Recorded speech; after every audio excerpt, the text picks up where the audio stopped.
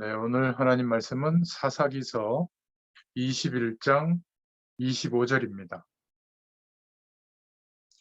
우리 한 목소리로 봉독합니다. 그때 이스라엘에 왕이 없으므로 사람이 각기 자기의 소견에 옳은 대로 행하였더라. 아멘. 네, 오늘 사사기의 전체 제목은 무너지는 반복 속으로 들어가지 말라라는 제목입니다. 먼저 두 장의 교재 중에 여러분들이 통독하면서 볼 수 있도록 간단하게 개요 내용을 정리한 부분을 먼저 보겠습니다. 사사기는 사무엘이나 그의 선지생도 중 한 명이 이 사사기를 기록했다라는 견해가 지배적입니다.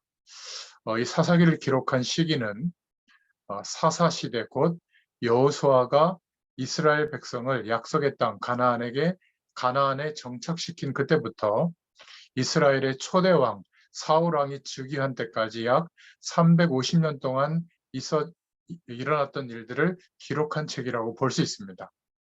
14명의 사사가 나오는데요. 마지막 사사는 사무엘이죠.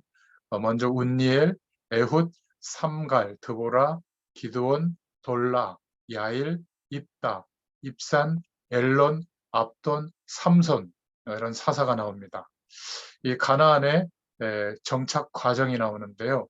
이스라엘 족속은 하나님의 약속을 믿는 믿음이 부족해서 가나안 족속을 쫓아내지 못하는 상황에 놓이게 됩니다.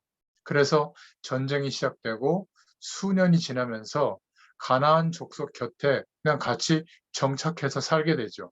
그러니까 이 기간 동안에 이스라엘은 12지파가 서로 단합된 민족이 아니라 두세 지파가 공동으로 적을 대항하고 이렇게 일시적인 연합을 이루고 서로 이렇게 갈등도 있고 알력이 굉장히 많았습니다. 사사기 8장, 12장, 20장에 보면 그런 알력들이 나오거든요. 그런데 이 가나안 족속의 요새들이 막 사슬처럼 그 땅을 갈라놓았기 때문에 서로 지파 간에 교통이 부재하고 왕래가 부족했던 게 이런 가나안의 정착 과정에 어려움이 오는 그런 상황이 됐던 이유이기도 합니다. 우리가 생각할 때는 뭐 12지파 그러면 작은 숫자라고 생각하지만 200만 명이 넘거든요. 지금도 200만 명이 정착한다 그러면 엄청나잖아요. 그죠? 그러니까 각 지파별로 그런 문제가 좀 있었고, 또 이때 배경은 이제 유목 생활을 하다가 이스라엘 백성들이 원주민과 같이 옆에서 정착하면서 그 원주민에게 농사에 대한 방법을 상당히 신속하게 배우기 시작하는데, 이 가나안의 종교는 주로 땅의 다산을 보장받기 위해서 그런 종교의식에 중점을 두고 있었죠. 그러니까 농사의 신들이 주는 풍요한 수확을 얻기 위해서 그 신들을 높이는 우상 숭배의식이 많았습니다. 이스라엘 백성들은 그 땅에 원주민들이 농사 방법을 전수하면서 이 방법과 종교 생활하는 우상 숭배하는 그런 것과 결합된 종교까지도 받아들이는 그런 시기였습니다. 그래서 이 사사기는 우리가 개요적으로 어떻게 이해하면 좋으냐면 여호수아는 대조적인데 여호수아서는 순종하는 하나님의 백성이 하나님의 능력을 신뢰하는 가운데 땅을 정복하는 내용이 주라면 이 사사기에서는 불순종해서 우상 숭배하는 백성이 그들의 하나님께 대한 반역 때문에 거듭 실패하고 있는 장면이 나옵니다. 죄에 빠졌다가 또 회개하면 말씀의 언약을 주시고 구원의 축복을 얻는 과정이 7차례나 반복되는 내용이 사사기에 나옵니다. 그러니까 이 사사기서는 이스라엘 백성들이 얼마나 하나님의 말씀의 언약을 도외시하고 오늘 본문을 읽었던 것처럼 각기 자기의 소견에 옳은 대로 행하였는지를 보여줍니다. 하나님의 말씀을 무시하면 결국 내부의 부패와 외부의 침략이라는 결과밖에는 얻을 것이 없다. 이것을 교훈하고 있죠.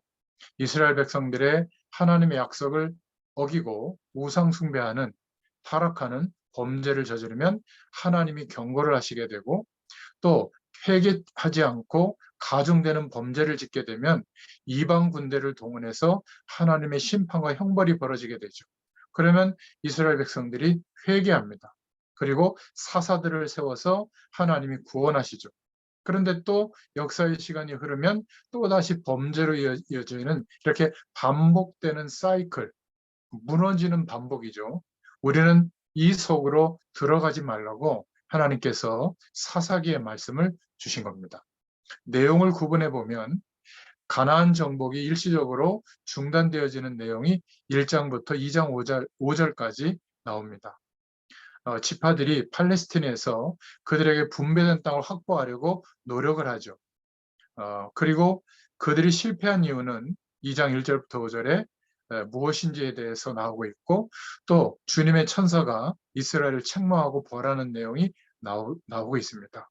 두 번째 내용은 2장 6절부터 3장 6절까지인데 이스라엘 백성들의 역사에 대한 저자와 또 개혁, 해설에 대한 부분이 나옵니다. 여호수아서와 연결되어지는 그런 역사적 서문이 나오고요. 이제 시작되는 역사에 대한 이 저자의 해설이 2장 11절부터 3장 6절에 나옵니다. 그리고 3장 7절부터 16장 31절까지 이제 사사들의 이야기가 나오죠. 운니엘이 북동쪽에서 온 침략자들의 압박을 끊는 그런 내용이 3장에 나오고, 또 에훗이 남동쪽에서 온 침략자들, 모압인이죠. 여기에서 백성을 구원하는 장면이 3장 30절까지 나옵니다.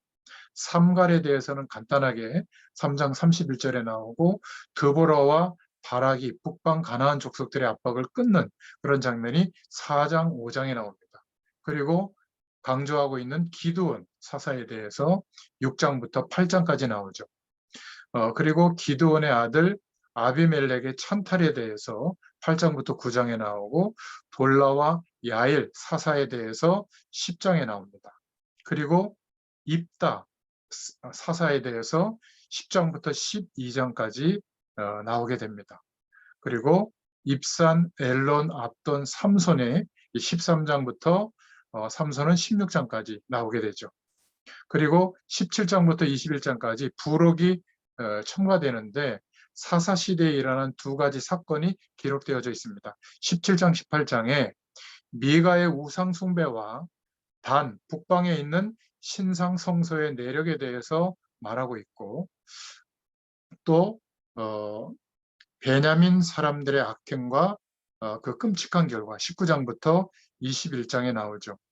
베냐민 자손들이 만행을 저지르고 또 레위인에게 속한 첩들이 막 있고요.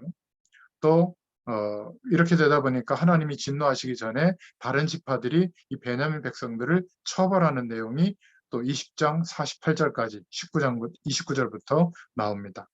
베냐민 지파의 멸족을 방지할 수 있도록 지파들의 맹세 이행을 회피하는 방법, 이런 내용들이 21장에 나와 있죠. 메시지보다는 그냥 개략적으로 사사기가 어떻게 구성되어져 있는가 말씀을 드렸습니다. 그래서 이런 약도대로 성경을 통독하시면서 여러분 자신에게 주시는 복음의 메시지, 특히 무너지는 반복 속으로 들어가지 말라, 우리에게 말씀하시는 주의 음성을 들을 수 있기를 바랍니다. 두 번째 교재 내용, 복음의 메시지를 보겠습니다. 1세대 언약 백성으로 부르신 우리에게 주신 사사기의 메시지. 두 번째는 청년, 전문인, 산업인들에게 허락하시는 사사기의 복음 메시지에 대해서 보겠습니다. 먼저 서론으로 좀 볼 것은 후대들에게, 다음 세대에게 전달할 것이 있습니다. 우리가 기도 제목으로 붙잡아야 되겠죠. 너무 열심히 적극적 사고방식으로 최선을 다해서 다음 세대들을 세우려고 하지 말고 복음으로, 말씀으로 바로 세우면 될 줄로 믿습니다. 이 복음이 얼마나 어마어마한지를 바로 가르쳐주고 그 복음 속에서 하나님과 동행하는 근본적인 삶에 대해서 바로 가르쳐주는 것이 중요합니다. 어떤 면에서는 유학이 그렇게 중요한 게 아닌 것 같아요. 이 근본적인 것이 복음의 핵심과 하나님과 동행하는 삶에 대해서 전달되지 않으면 인류대학을 가더라도 결국은 그것이 한계로 끝나게 되는 것 같아요. 복음의 근본과 이 복음 안에서 하나님이 주시는 은혜로 살아가는 이 기본적인 삶이 안 되면 다른 것이 아무리 잘 되어져도 결국은 한계에 봉착하게 되고 잘 되어진 것 때문에 더 무너짐이 심하게 되는 것 같아요. 공부를 좀 잘 못해도 모자라도 이 기본이 바르게 되면 결국은 승리하게 될 줄로 믿습니다. 그래서 성경에 대한 바른 이해가 되어져야 됩니다. 저희가 쭉 복음 메시지를 중심으로 성경 각권을 정리해 보고 있는데요. 창세기는 인간의 불행, 이 세상의 문제에 대한 모든 시작과 그 모든 문제가 어떻게 시작되어졌고 거기에서 해방받는 길, 해결책이 뭐냐. 이게 창세기에 들어있죠. 원죄와 사단에 대해서 또 복음의 메시지에 대해서 전부 창세기에 말하고 있습니다. 가장 우리에게 중요한 핵인 원죄가 설명되어져 있죠. 원죄가 도대체 무엇이냐? 내가 지은 죄가 아닌데 인류 전체가 멸망받을 수밖에 없는 그 죄가 뭔가? 그래서 하나님과 함께하는 축복보다 적극적 사고방식의 흐름 속에 어떤 지식이나 경험이나 시스템 속에서 살아가는 원리를 배우는 것, 이것이 더 중요하게 여기게끔, 그래서 그것을 향해서 일평생을 쏟아붓는데도 재앙이 임할 수밖에 없는 이유가 무엇이냐? 여기에서 구원받는 내용을 내 족장을 통해서 한 가문을 선택해서 설명하고 있는 내용이 창세기의 말씀이죠. 이런 전체적인 복음의 흐름과 방향을 놓치고 보면 그냥 세부적인 사건, 단어, 문장 이것만 붙잡고 내가 지금 어려운 것을 해결해 주는, 그래서 적극적 사고방식으로 노력했을 때 안 되어졌던 것을 좀 하나님의 능력으로 만회시켜주는 정도의 말씀밖에 안 되는 겁니다. 그러니까 하나님의 말씀이 보여지는 게 아니죠. 그냥 내 부족함을 채워주는 수단으로 성경이 되니까 뭔가 고함을 치고 막 강조하고 특별한 축복을 강조하면 그거 이제 붙잡게 되거든요. 이러다 보니까 구원파보다도 저 신천지보다도 성경 말씀을 잘 모르고 있어요. 이게 너무 안타까운 거죠. 출애굽기는 뭐죠? 하나님이 회복될 해결책을 주셨는데 그 약속을 소홀히 여긴 결과 여인의 후손이 오면 뱀의 머리를 상하게 할 것이다. 그래서 희생 제물을 드려라. 가죽옷을 지어 입혀주시면서 피 뿌리는 예배의 비밀을 말씀해 주셨는데 이것을 소홀히 여긴 결과 어떻게 되었죠? 이스라엘 민족이 노예가 되어졌는데 이 하나님의 약속, 희생제사의 비밀을 이해하고 그 약속을 붙잡으면서 해방되는 내용이 출애굽기입니다. 그래서 창세기 3장 15절이 창세기의 핵심 복음의 메시지의 성경 구절이고요. 출애굽기 3장 18절 피 언약, 피 제사가 이해되어야 출애굽기가 보이게 될 줄로 믿습니다. 그리고 이제 드디어 광야 가는 길에 그냥 가는 것이 아니라 약속의 땅, 주님 오셔서 주님 오실 그 약속을 붙잡고 그 땅에 정착하도록 하나님이 출애굽시켰는데 이제 걸어가는 길에 다른 인생관을 가지고 하나님의 축복을 누리도록, 즉 광야 가는 길에 하나님께로 나아가는 예배의 원리를 말씀해 주셨고 또 하나님과 동행하는 삶에 대해서 절기에 대해서 말씀하신 것이 레위기입니다. 너무 중요한 약속의 말씀이죠. 우리는 성경을 통독해 나갈 때 쭉 성경을 통독하다가 레위기에 와서 도대체 뭐 이렇게 복잡한 얘기를 많이 하시나, 그런데 이것이 너무나 중요한 영적 원리가 들어있는 것이죠. 그리고 민수기서를 저희가 복음으로 정리했습니다. 언약 백성의 수를 카운트했다. 결국 광야에서 하나님의 백성을 계수했다는 말은 광야에서 믿음의 준비를 시킨 거죠. 약속을 믿는 믿음. 결국 가나안 땅 바로 앞에서 신명기입니다. 노인 모세가 죽기 직전에 백성들에게 다음 세대에게 언약의 한을 전달하는 메시지가 신명기 말씀입니다. 다시 한번 하나님의 말씀을 마음에 새기는 것이죠. 하나님의 말씀을 회복시켜서 과거의 역사를 들어서 다시 한번 심어준 말씀이 신명기 말씀입니다. 이제 우리가 설교를 들을 때 어떤 성경 본문이 정해지고 그 말씀을 통해서 주제 설교의 메시지가 선포될 때 이것이 성경 각권에 또는 성경 전체를 통해서 어떤 의미로 우리에게 전달된다는 것을 알면 그 설교 말씀을 매일 묵상해도 우리의 현실에 대해서 우리에게 약속하신 사명에 대해서 매일 성령께서 말씀하시는 그 말씀이 조명이 되고 구체적으로 보여지게 될 줄로 믿습니다. 지난주에 정리했던 여호수아는 한마디로 말하면 가나안 땅을 정복하고 그 땅을 분배하는 것이죠. 그런데 그것이 열심히 해서 된 것이 아니라 약속하신 일을 믿을 때 하나님이 역사하신 것을 후대에게 전달해 줘라. 그래서 전무후무한 그 기념탑을 세워라. 이런 메시지도 저희가 정리했죠. 오늘 사사기는 이제 그 땅에 들어가서 정복하고 다스리기 시작해야 되는데 그때 벌어진 일입니다. 이 사사기는 사사라는 말은 가르치고 지도한다는 말이죠. 가르치고 지도한 기록. 영어 성경의 이름으로는 judge라는 단어를 쓰는데 Judge, 이 judge는 재판관을 말합니다.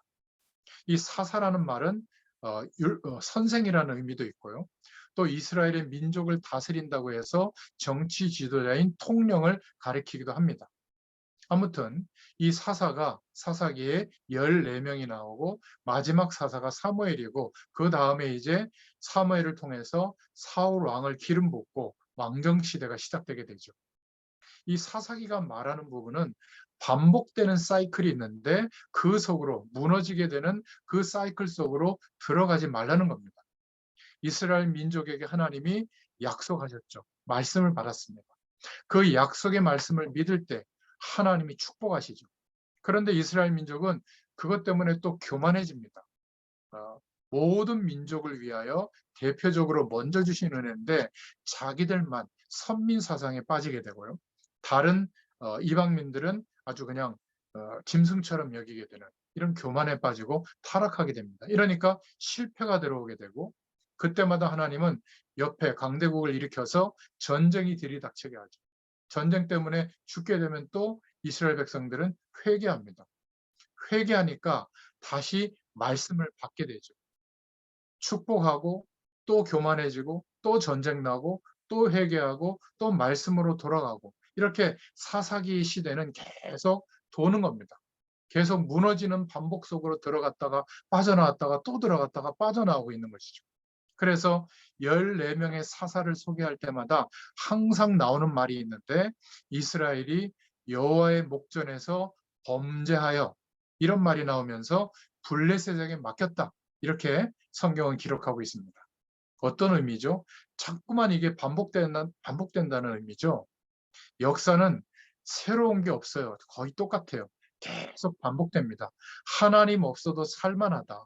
이게 무너지는 조건인데 여기에서 반복적으로 비참해지면 하나님의 백성은 하나님이 포기하지 않고 또 회개시키고 다시 말씀을 회복시키고 하나님께 돌아오게 하시죠. 그런데 또 언약을 놓칩니다.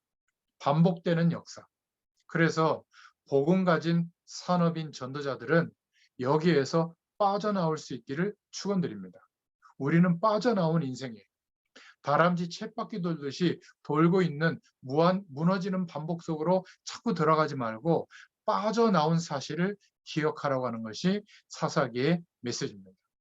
영적인 의미는 복음이 없어서 매일 세상 배경 속에 사망 권세로 왕노릇하는 이 사단의 배경에게 눌려 있다가 완전히 멸망받다가 또 회복하고 회복하고 이렇게 했는데 복음이 없으면 결국 어디로 가죠? 말씀을 붙잡고 율법으로 가는 겁니다.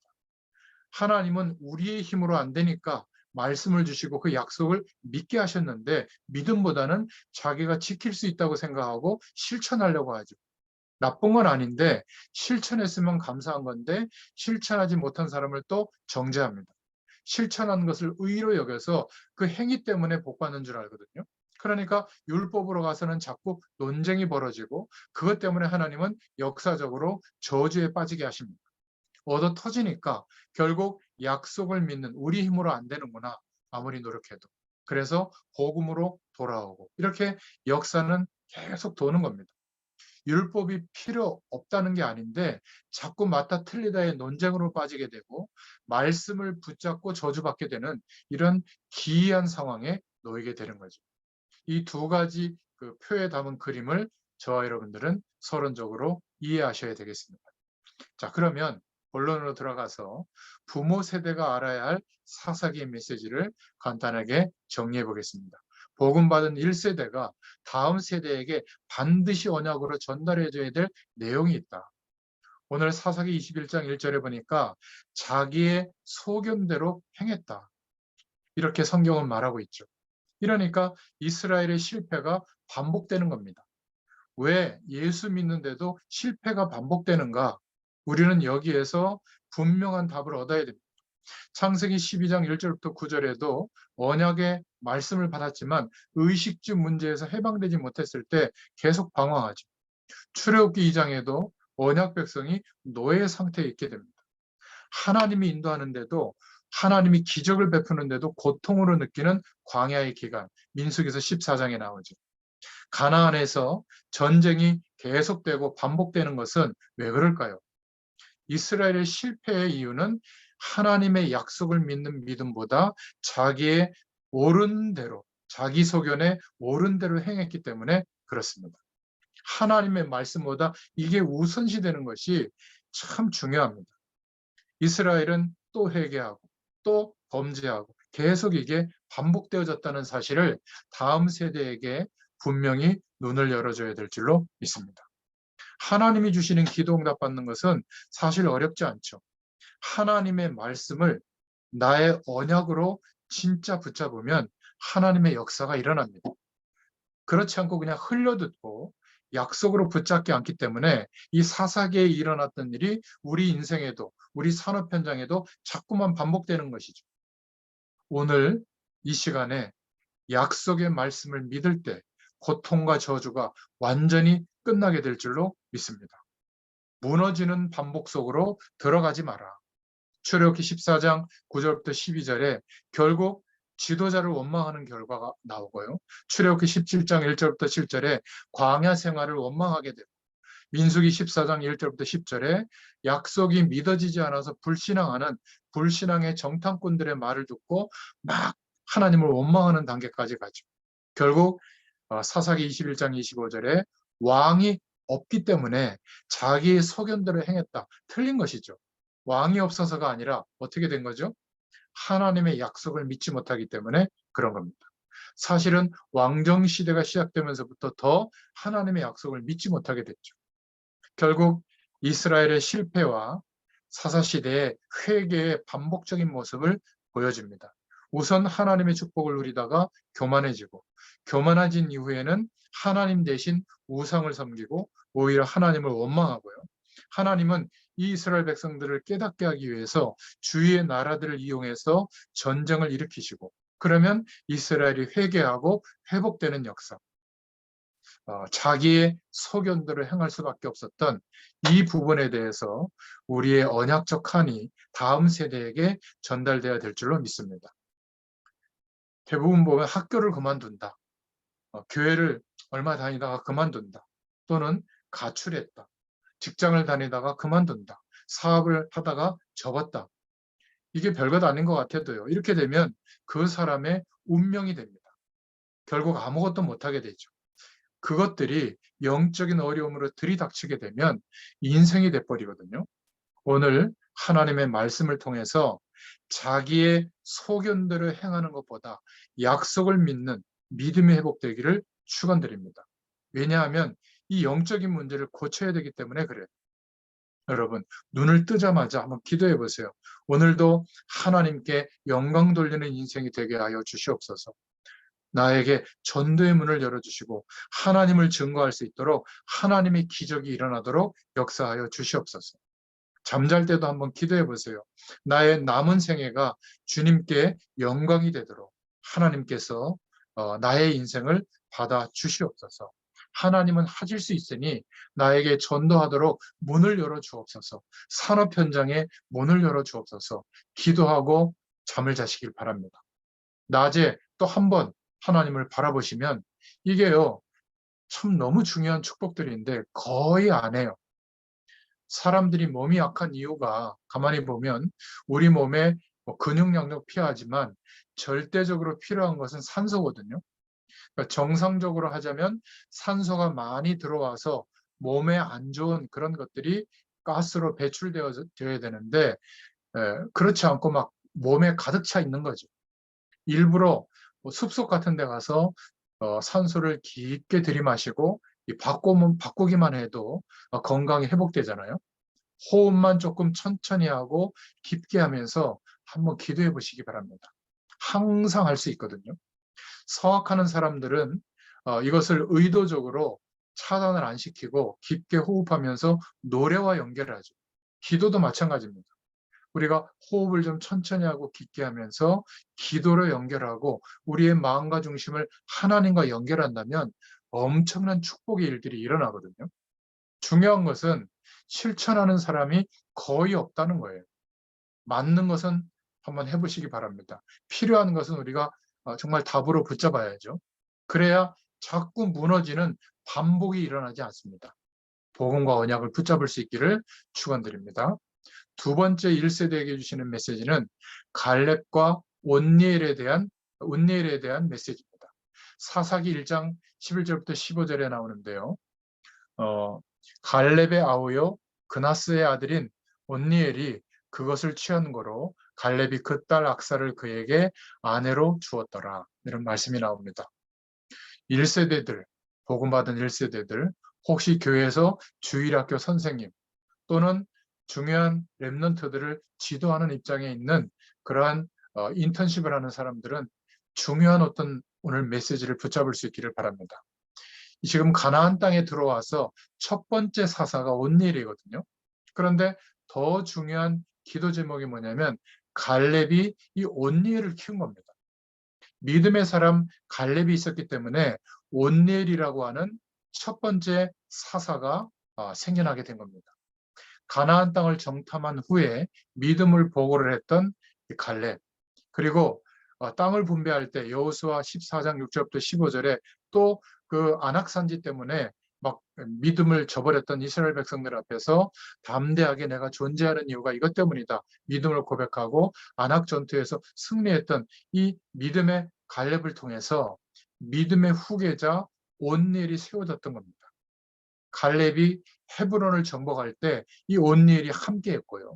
결국 온니엘을 사위로 삼았죠. 15장에 보면. 이 온니엘이 첫 사사가 된 겁니다. 말하자면 정복한 가나안 땅의 첫 지도자가 된 거죠. 가르치는 선생이요, 재판관이요, 통령을 말합니다. 바알과 아세라 우상을 파괴했다. 사사기 3장 7절부터 9절에 온니엘을 통해서 이 역사가 일어났고요. 3장 10절에 보면 성령 충만한 온니엘이었습니다. 이 온니엘 사사 시대에 사사기 3장 11절에 보니까 40년 동안 태평세월을 누리게 된 겁니다. 이만큼 믿음의 사람 1세대가 이 언약을 전달했을 때 그 언약을 전달한 그 세대들 중에 하나님이 세우신 일꾼이 일어났을 때 온니엘처럼 40년간의 하나님이 축복하시는 응답이 오게 됐죠. 또 등장하는 인물이 세 번째로 삼손을 키운 마노아입니다. 사사기서 13장 1절부터 14절에 나오는데요. 보라, 내가 잉태의 아들을 낳으리니 그 머리에 삭도를 대지 말라. 이 아이는 나옴으로부터 하나님께 바치운 나시린이 됨이라. 그가 블레셋 사람의 손에서 이스라엘을 구원하기 시작하리라. 이렇게 말씀하고 있죠. 5절에요. 이스라엘이 악을 행할 때 하나님께서 40년간 블레셋의 손에 이스라엘을 붙이시는 일이 벌어졌죠. 우리나라가 30년 동안 일본에 속국되었을 때 얼마나 식민지 생활하면서 어려웠습니까? 그런데 이 이스라엘을 블레셋 나라의 손에 40년간 붙이신 겁니다. 굉장히 힘들었죠. 이때에 소라 땅에 단 지파 사람 마노아가 있었는데 사사기 13장 2절에 2절부터 3절에 보면 잉태치 못하는 고통 중에 있었습니다. 이때 4절부터 7절에 나시린의 사명을 가진 자녀 삼손을 약속받죠. 저와 여러분도 마찬가지입니다. 우리가 후대에게, 다음 세대에게 하나님의 약속을 전달할 사명을 가지고 있다면 하나님은 지금도 삼손에게 역사하셨던 그 응답을 우리에게도 우리 후대들을 통해서, 우리의 다음 세대들을 통해서, 우리에게 인턴십을 받는 세대들을 통해서 하나님이 역사해 주실 줄로 믿습니다. 삼손은 사사기 14장 5절부터 6절에 보면 사자를 맨손으로 이길 정도였고요. 또 나귀의 턱뼈로 15장 9절부터 20절에 보면 블레셋 군대 1,000명을 이기는 이런 증거도 있었고, 사사기 16장 1절부터 3절에 보면 가사의 성을 무너뜨리는 이런 엄청난 사사로 세워졌죠. 그런데 들릴라에게 속아서 완전히 멸망이 임하게 되고, 나중에 다시 언약을 회복한 삼손이 블레셋을 완전히 파멸시키는 사사기 16장 23절부터 31절의 내용이 나오게 됩니다. 여러분, 하나님의 약속을 붙들고 있는 만화를 통해서 하나님은 삼손이라고 하는 사사를 세우신 줄로 믿습니다. 사사기 1장 1절부터 7절에 보면 한 가지를 깨달아야 하는 이스라엘에게 주시는 메시지가 있습니다. 네 번째로 1세대 먼저 된 세대에게 주신 메시지죠. 여호수아가 죽은 후에 이스라엘 자손이 여호와께 묻자와 가로되 우리 중 누가 먼저 올라가서 가나안 사람과 싸우리이까? 여러분, 제사장을 아무리 많이 모셔도 이스라엘의 문제는 완전히 해결되지 않았습니다. 출애굽기 3장 18절에 양의 문설주에 피 바른 집은 재앙이 넘어가고 노예 상태에서 해방받았는데 안 끝났어요. 영원히 끝난 게 아닙니다. 출애굽기 4장 14절에 제사장 아론이 있었지만 또 반복되는 문제 속에 들어갔죠. 출애굽기 2장 1절부터 10절에 레위 지파 지도자 모세가 있었지만 계속 반복됩니다. 민수기 14장 1절부터 14절에 성막 중심의 삶을 살았지만 영원히 완전히 문제가 해결되지는 않았죠.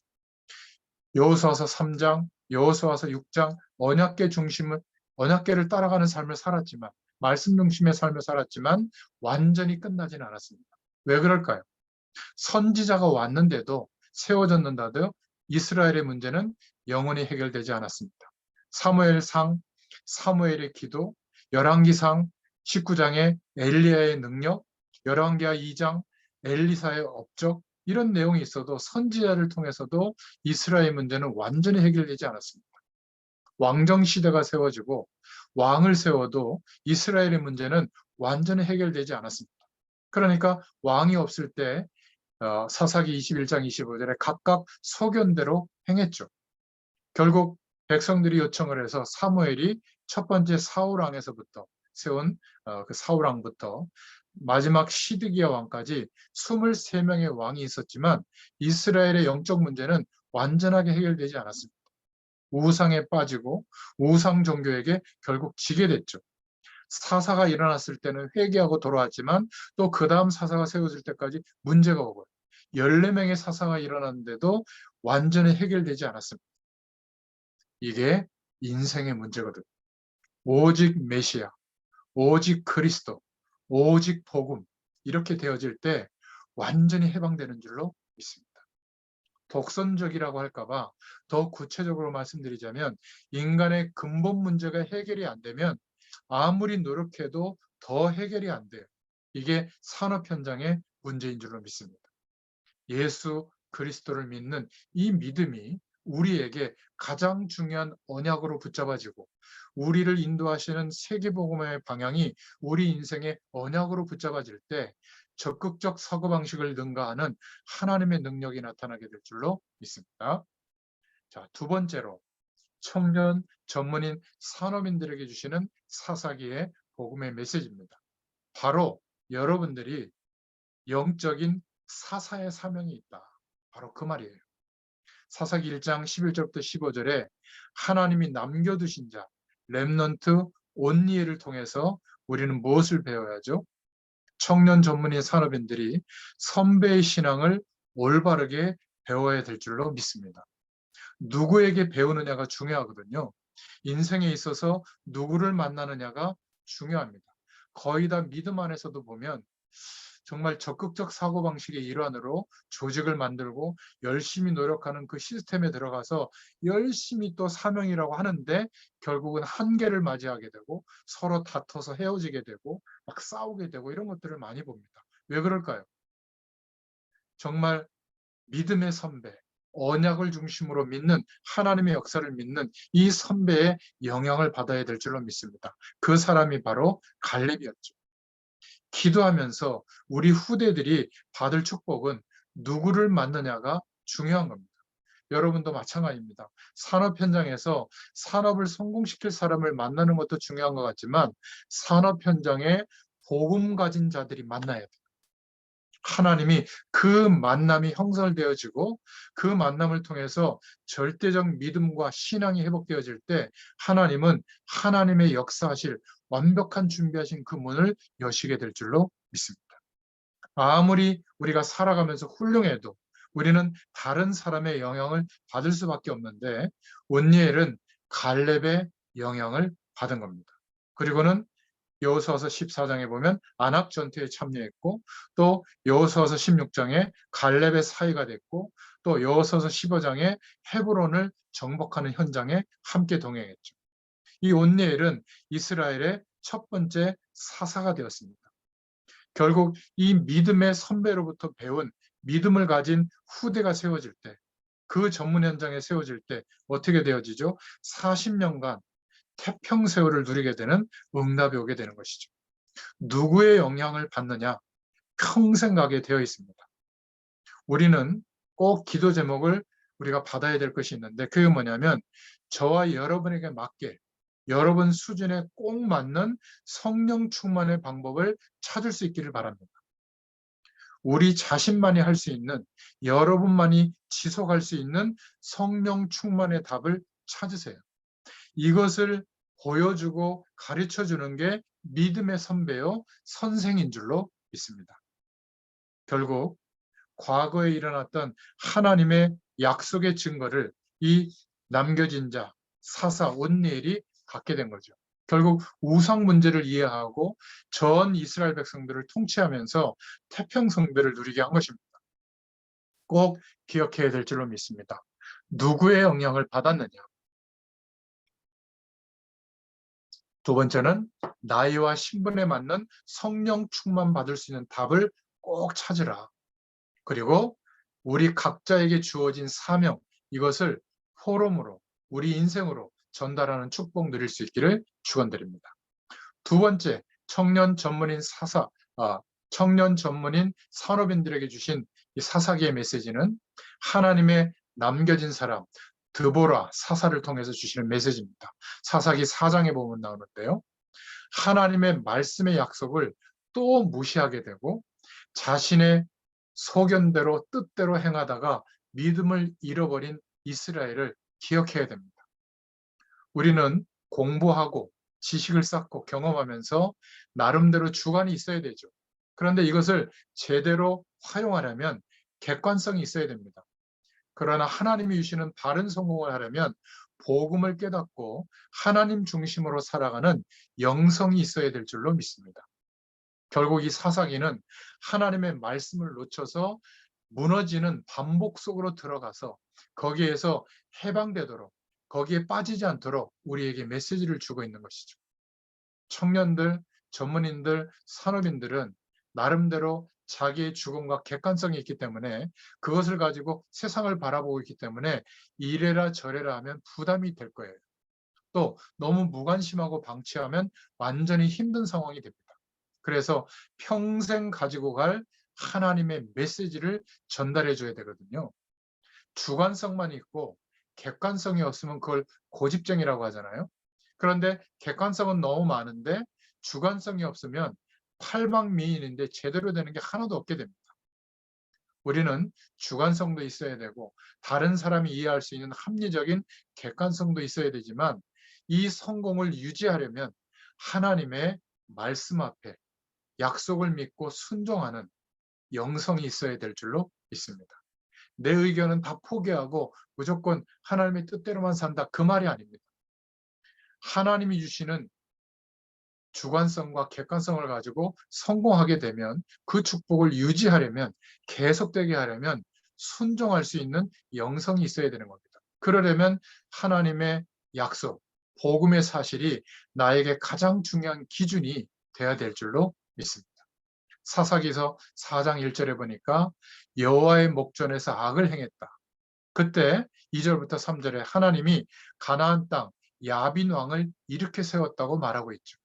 이스라엘이 야빈으로부터, 이 왕으로부터 20년 동안 심한 학대를 받게 됩니다. 그때 하나님이 드보라를 사사로 세웠죠. 하나님이 급하셔서 인물이 없어서 사사를 세웠느냐, 이렇게 보는 것은 잘못된 시각입니다. 하나님은 남자도 여자도 똑같이 쓰십니다. 여성이라도 얼마든지 하나님의 약속을 믿고 있다면 하나님의 중요한 일을 감당할 수 있습니다. 그런데 여성이 여성스러운 것을 넘어서 너무 남자스러우면 부담이 되죠.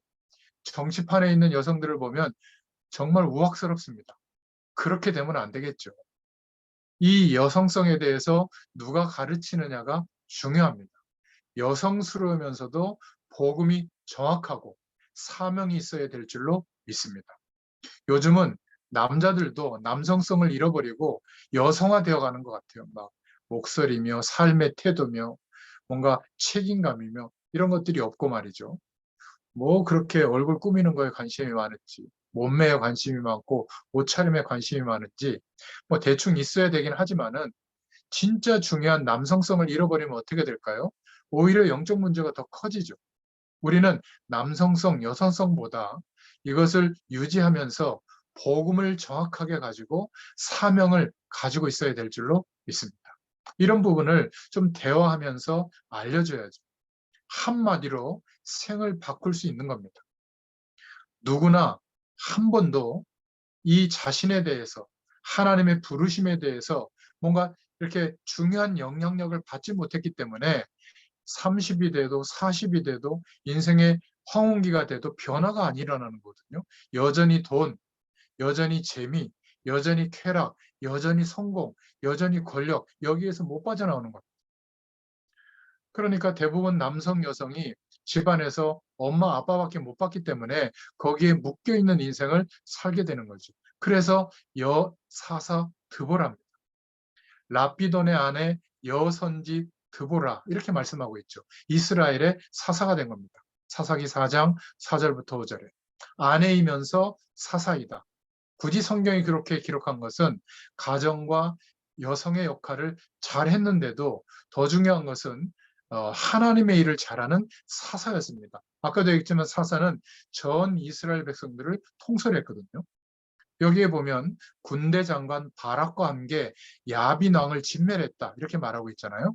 야빈 왕이 쳐들어왔을 때 그때 장군 이름이 시스라입니다. 야빈 왕이 명령했던 장군 이름이. 그런데 드보라가 이스라엘의 바락이라는 장군으로 전쟁을 했거든요. 여호와께서 그 시스라 장군을 이 여인의 손에 붙이시리라고 했다. 사사기 9장에 보면 나옵니다. 이 바락 장군이 병거 900명으로 시스라 군대를 이겨버립니다. 물리치는 거죠. 야엘의 집으로 도망간 시스라는 헤벨의 아내 야엘의 손에 죽었다. 이렇게 사사기 4장 15절부터 21절에 보면 나옵니다. 그런데 이 바락 장군이 요청하는 내용이 나와요. 사사기 4장 8절에 이 드보라 사사가 자기와 함께 가면 자기가 전쟁에 임하겠고 그렇지 않으면 안 가겠다는 거예요. 무슨 의미죠? 여사사였지만 드보라의 영적인 힘과 지도력에 대해서 인정하고 순복했다고 하는 그런 내용이죠. 하나님의 남겨놓으신 이 드보라는 실력이 있었습니다. 또 영역이 있었습니다. 그리고 전쟁이 여호와의 손에 있음을 아는 그런 남겨진 자 드보라로 하나님이 사사를 세우셨죠. 자, 세 번째 메시지입니다. 청년 전문인 산업에 주신 메시지 사사기 6장 12절에 나오는 하나님의 남겨진 자 렘넌트 기드온에 대한 내용입니다. 참 겸연쩍게도 이스라엘은 또 여호와의 목전에서 악을 행합니다. 이 또라는 말이 중요하거든요. 자꾸만 말씀이 끊어지고 복음이 끊어지는 겁니다.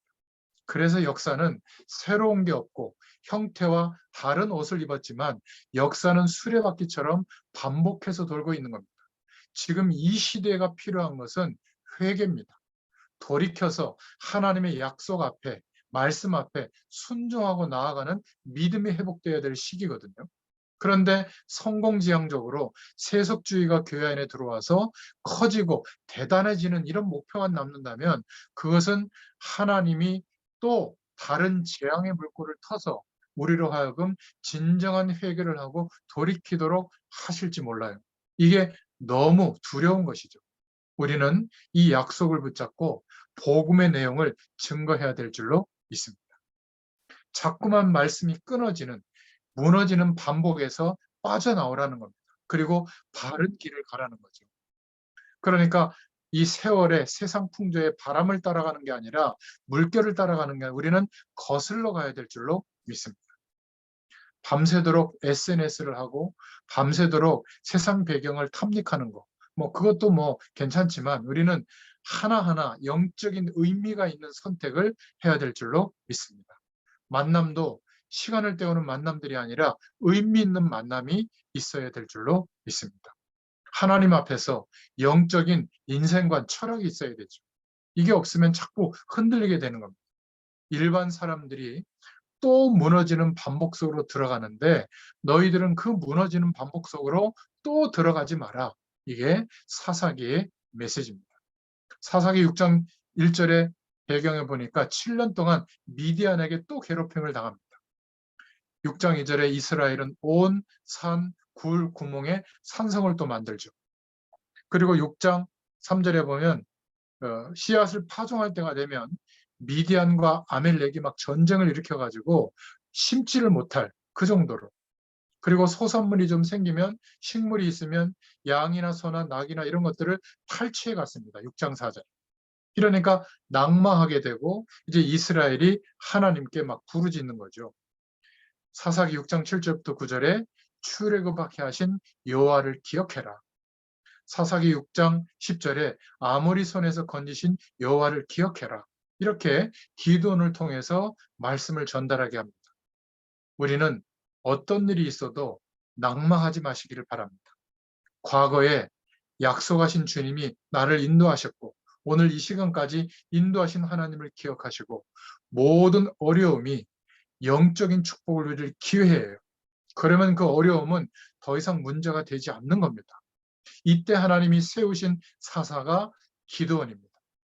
여호와의 사자가 기드온에게 나타났죠. 반석 위에 염소와 무교전병을 놓고 그 위에 국을 쏟았는데 반석에서 불이 나와서 고기와 무교전병을 불사릅니다. 그때 여호와의 사자가 두려워하지 마라. 너는 죽지 아니할 것이다. 사사기 6장 19절부터 24절에 이런 말씀이 나오죠. 기드온이 거기서 여호와를 위해 단을 쌓고 그 단 이름을 여호와 살롬이라고 지었죠. 6장 24절에. 결국 6장 25절부터 29절에 바알과 아세라 단을 무너뜨리게 됩니다. 또다시 미디안, 아멜렉, 동방의 모든 군대들이 증거해 왔을 때 하나님 앞에 이 기드온은 증거를 붙잡고 하나님 앞에 기도하면서 행동으로 보여줬죠. 양털과 이슬로 기도응답을 체험하게 된 겁니다. 그게 사사기 6장 36절부터 40절에 나오죠. 이 아멜렉 군대들이 막 구름대처럼 몰려왔습니다.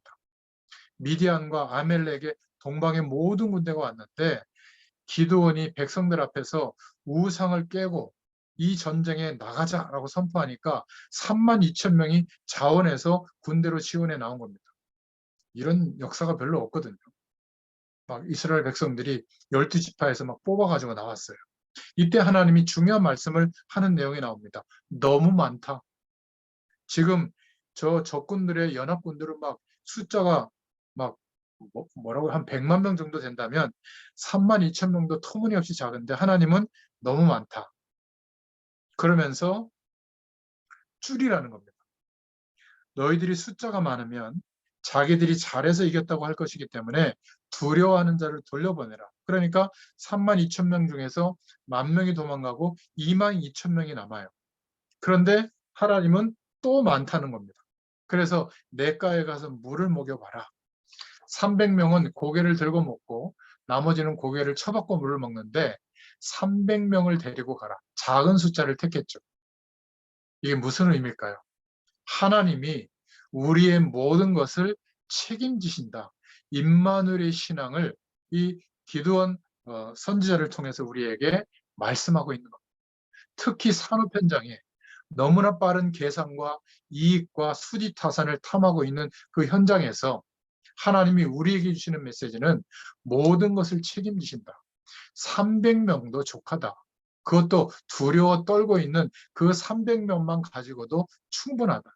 나팔과 횃불을 들고 승리하게 되는 겁니다. 이스라엘이 자만하지 않도록 두려워서 떠는 자들, 이런 사람들을 돌려보내고 결국 300명만을 데리고 사사기 7장 1절부터 6절에 승리하게 되죠.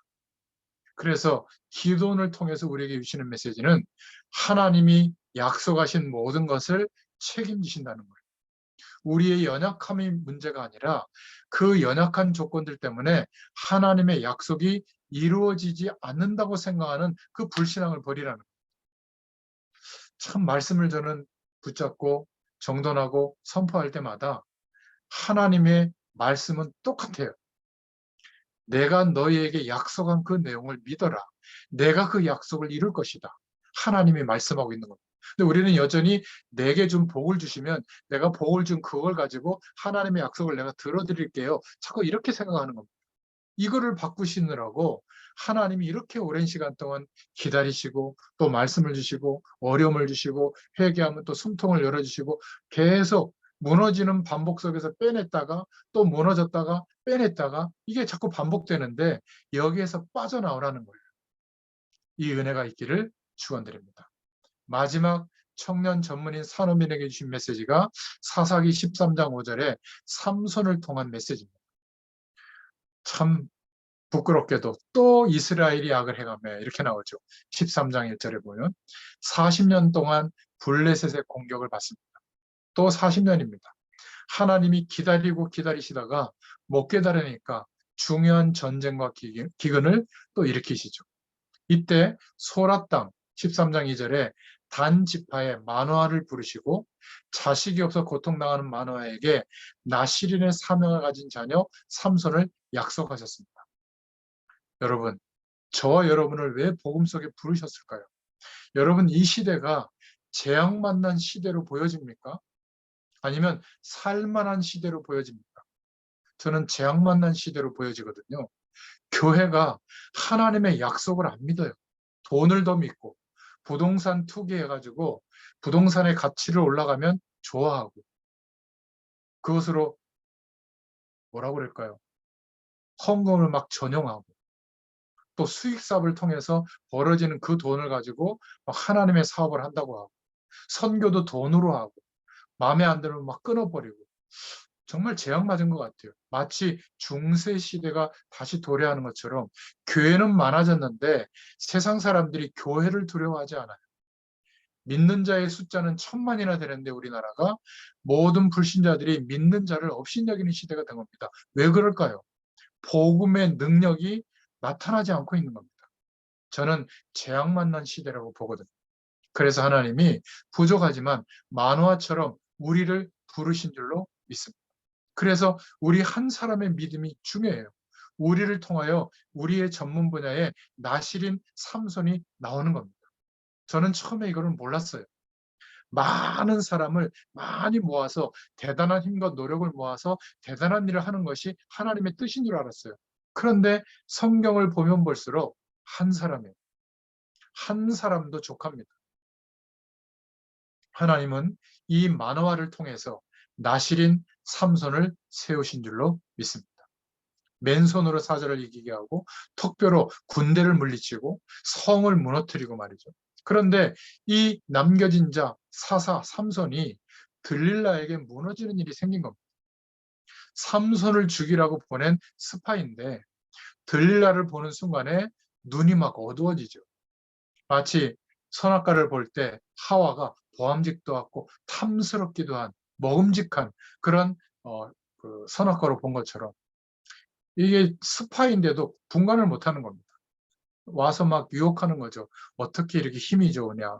근데 어떻게 하면 힘이 빠지냐. 그러면 눈치채고 막 결별을 하든지 막 감옥에 넣든지 해야 되는데 그냥 또 제대로 알려줄 수는 없으니까 칙 줄기 7가닥을 묶어서 자기를 묶으면 꼼짝 못한단 말이죠. 이러니까 막 숨겨져 있던 그 군인을 이렇게 들어오게 해가지고 막 칙으로 묶죠. 막 죽이려고 하는 겁니다. 그때 막 묶인 것을 힘으로 끊고 도망가게 되는데 결국 이 들릴라가 또 속이게 되죠. 그럼 어떻게 돼요? 죄송합니다. 반 죽이든가 해야 되는데 또 넘어가요. 바가지를 긁고 야 나를 무시하냐? 나 도망갈 거다. 이러니까 아 무슨 소리냐? 그 걸었던 줄을 가지고 묶이면 힘이 없어진다. 이러니까 또 블레셋 군인이 나타나서 죽이려고 하니까 불에 탄 것처럼 막 실이 끊어지고 그 군인들을 죽이죠. 이러니까 눈치를 채야 되는데 16장에 보면 또 속아요. 머리 묶으면 내가 힘이 없어진다. 그 머리까지는 얘기를 또 합니다. 또 그랬는데 여전히 힘이 세니까 완전히 울면서 나 이제 가겠다 하니까 나는 사실 이스라엘의 나신으로 길러져서 포도주를 먹지 않고 머리를 깎지 않았기 때문에 힘이 있는 거다. 머리를 깎으면 힘이 없어진다. 그러니까 완전히 마음을 빼앗겨서 하나님에게 받은 남겨진 자의 언약까지 놓친 겁니다. 이 들릴라라는 여자가 보통이 아니에요.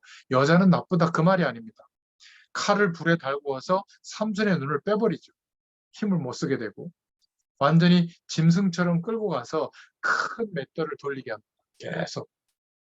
이 강한 언약 백성 삼손이 들릴라에게 무너지게 된 겁니다. 마음을 뺏겨서. 나시린의 사명도 빼앗기고 말았죠. 사사기 16장 15절부터 20절에 나옵니다. 삼손이 중요한 언약을 놓쳤기 때문에 이 여자의 유혹에도 넘어가게 된 거죠. 삼손이 완전히 녹아지게 된 겁니다. 여러분. 그런데 여기서 끝나지 않고 사사기 16장 23절부터 31절에 이 언약 백성 사사 삼손은 남겨진 자로서의 언약을 회복하고 맷돌을 돌리면서 하나님 앞에 회개합니다. 그때 삼손의 머리카락이 점점 자라고 하나님은 마침내 삼손과 함께 하시죠. 삼손이 마지막 인생에 블레셋의 큰 극장, 신전이 있는 극장, 왕도 보고 공연도 하는 그런 극장인데 거기에 많은 사람들이 모였을 때 그 신전을 지탱하는 기둥을 완전히 무너뜨려서 거기 성경의 기록에 보면 블레셋의 모든 사람들이 죽었는데 지금까지 이 삼손이 힘이 있어서 죽인 숫자보다 그 블레셋보다 더 많은 군대를 죽였다. 이렇게 표현하고 있죠. 삼손의 인생이 이렇게 끝나게 됩니다. 여러분, 저와 여러분들이 이 시대에 남겨진 자, 바로 영적인 사사로 부름받게 된 줄로 믿습니다. 또 무너지는 반복 속으로 들어가지 마라. 자꾸 하나님의 약속보다 말씀의 언약보다 이 산업 현장의 배경을 신뢰하지 마라. 이것은 수단으로 선택하는 내용인데 그것 때문에 잘 되고 안 되고 하는 것이 절대 아닙니다. 그래서 결론적으로 우리가 붙잡을 내용이 뭐죠? 이번에 핵심에서도 메시지를 주셨지만은 산업인이 준비해야 될 것이 있는데 정확한 믿음의 그릇을 준비하시기를 축원드립니다. 정확한 그릇이라고 하는 것은 세계 복음화 때문에 하나님께서 보여주시는 것이 있는데 세상 사람들의 빈 곳, 교회의 빈 곳, 현장의 빈 곳을 보는 눈을 뜨는 것이 정확한 그릇을 준비하는 거다. 어떤 내용이죠? 세상 사람들의 빈 곳을 본다는 것은 말씀과 반대되어 있는 것을 보는 눈이 열려야 돼요. 적극적 사고방식으로 최선을 다하는 거거든요. 그게 나쁜 게 아니라 하나님의 말씀과 반대되는 거예요. 하나님의 말씀은 뭐죠? 하나님이 하신다는 거예요. 약속을 믿는 믿음을 가지라는 건데 적극적 사고방식으로 말씀대로 자꾸 살려고 하거든요. 말씀대로 살 수 없습니다. 원수 사랑할 수 있어요? 눈으로 들어오는 모든 유혹을 거절할 힘이 있습니까? 죄의 권세를 못 이기는데 그런데도 자꾸 그거 가지고 판단하려고 하는 거예요. 그래서 세상 사람들의 빈 곳은 말씀과 반대되는 것이 무엇인가? 이거를 보는 눈이 열려야 됩니다. 이게 산업인이 준비해야 될 그릇인 거죠.